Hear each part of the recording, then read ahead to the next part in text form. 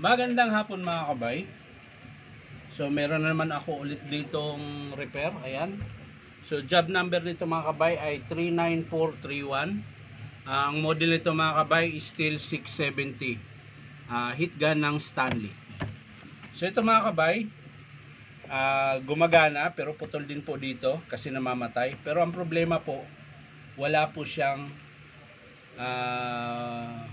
wala siyang init. Puro buga lang ng hangin, wala siyang init.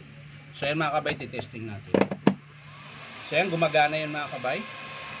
Ayan, naka number 2 yan. Tapos nakasagad yung init niya. Dapat meron yan, pero wala oh. Tapos namamatay din po eh. Ayan, ayan, gumagana naman ulit. Ayan, namamatay. So hindi lang po sa wiring ang problema, meron din pong problema sa element siguro. Ayan, depende. Tingnan natin kung anong makita natin. So ayan, nasaan na yung pambukas ko? Nawala na. So ayan mga kabay, bubuksan ko na po.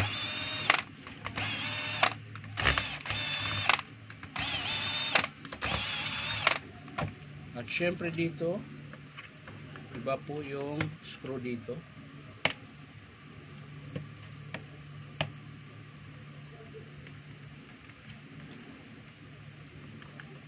Ayan. So,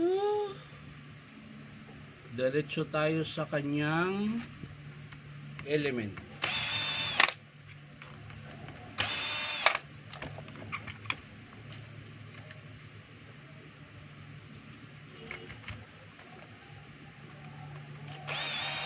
Tingnan natin kung mayroong putol.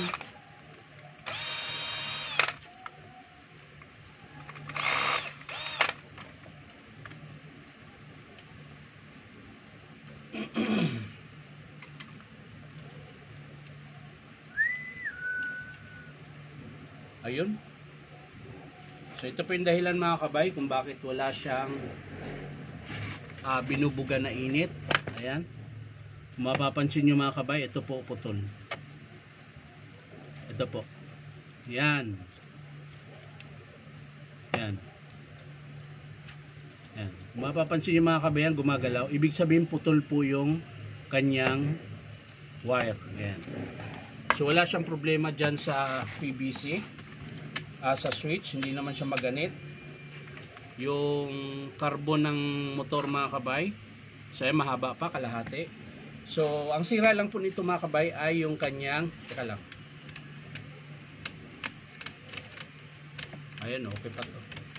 So ang sira lang dyan mga kabay is element, tapos yung kanyang cord. Ayan. May putol po yung cord nya. So idudugtong na natin yung cord mga kabay para pag in-approve ng customer ay yung element na lang yung ikakabit natin. So yan, kakalasin natin.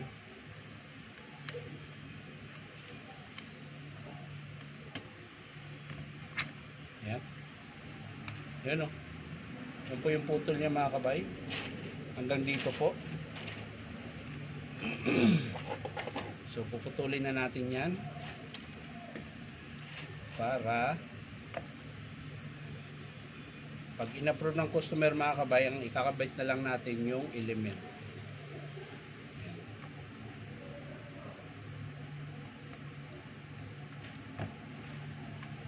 Kulang pa. Ayan. So sa mga gusto magpa-repair mga kabay, punta lang po kayo dito sa Powerman Hardware, 530 T. Alonso, Santa Cruz, Manila. Bukas po kami mga kabay mula Monday tsaka hanggang Saturday 8:30 AM yung bukas namin, tapos ang sara naman ay 5:30 PM.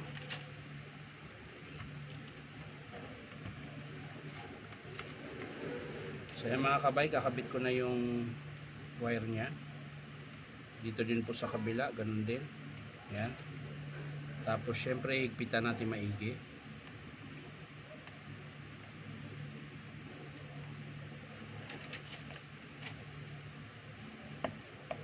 Yan.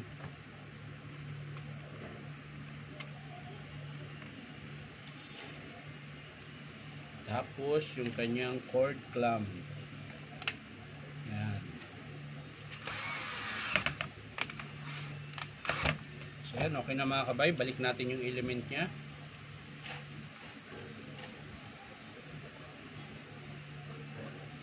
Yan.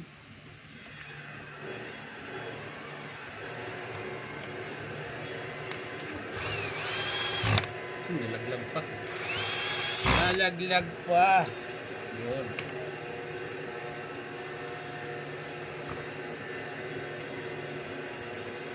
Ay, nako naman talaga.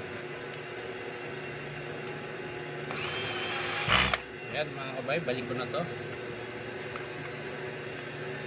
At nang matapos na po tayo. At meron pa po akong 1, 2, 3, 4, 5. 5 pa po yung estimate ko mga kabay na hindi ko pa nabuksan.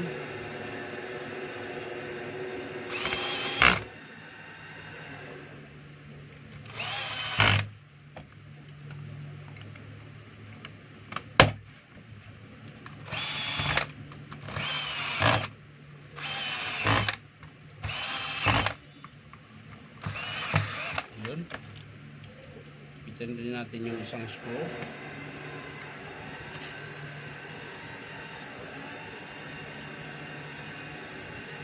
So ayan na mga kabay, tapos na. Testing natin ulit. Pero sigurado ako hindi magbabaga to. Pero hindi na siya mamamatay. Wala na. Wala lang siyang baga na binubuga. Ayan, wala po.